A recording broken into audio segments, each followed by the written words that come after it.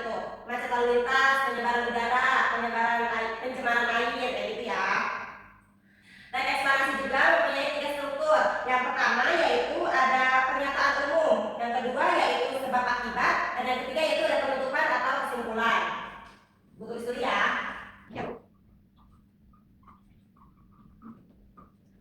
Struktur teks ekspansi ada 3. Yang pertama ada pernyataan umum, yang kedua yaitu ada sebab akibatnya, dan yang ketiga yaitu penutup atau kesimpulan.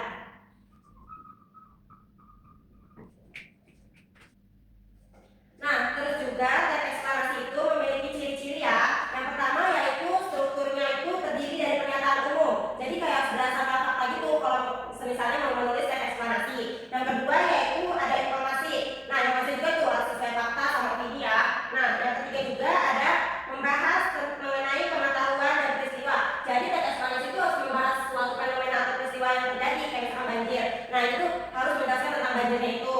Dan yang terakhir yaitu ada bersifat informatif.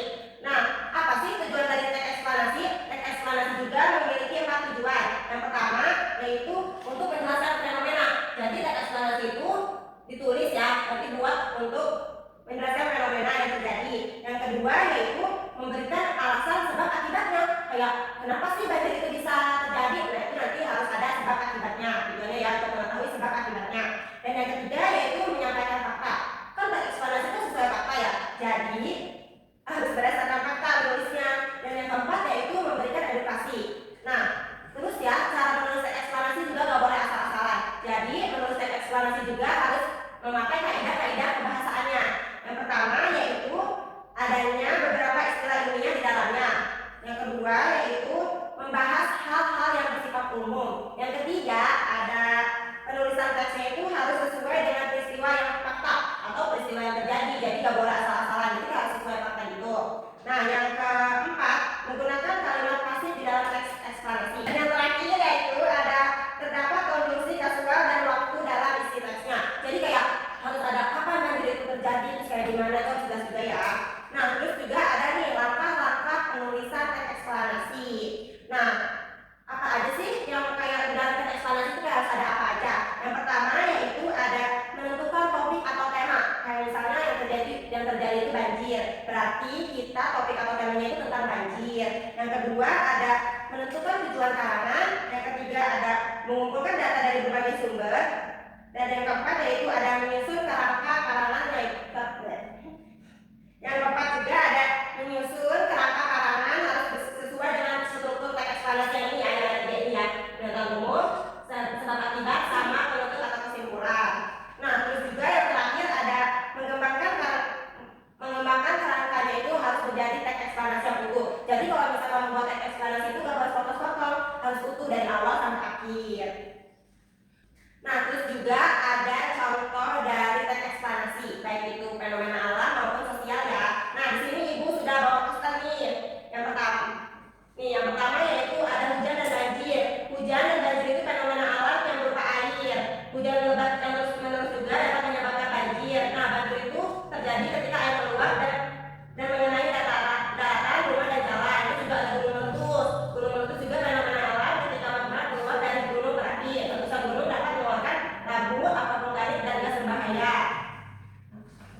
Terus juga ada kemacetan lalu lintas. Nah, kemacetan lalu lintas ini contoh dari fenomena sosial kayak macet, ya, pencemaran air, pencemaran udara.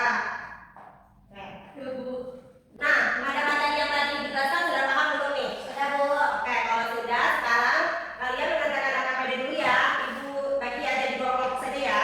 Ini kelompok 1, ini kelompok 2 ya, oke? Baik. Ini tentang video yang tadi sudah kalian tonton ya.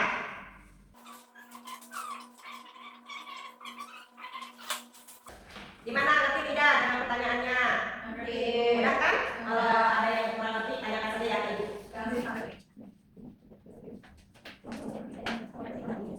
Harus sesuai tadi ya sama video yang udah Ibu tampilkan. Oke? Oke, Bu.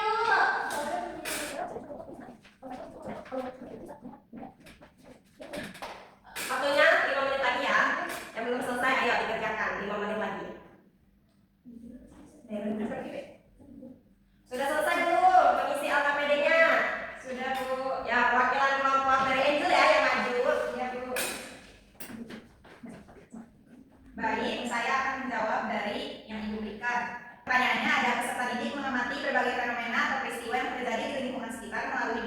video atau pengamatan secara langsung.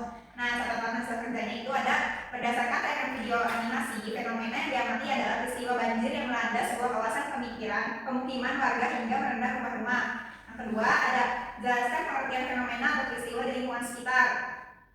Fenomenanya itu kejadian nyata di sekitar kita dalam kehidupan sehari-hari, baik berupa peristiwa alam maupun sosial.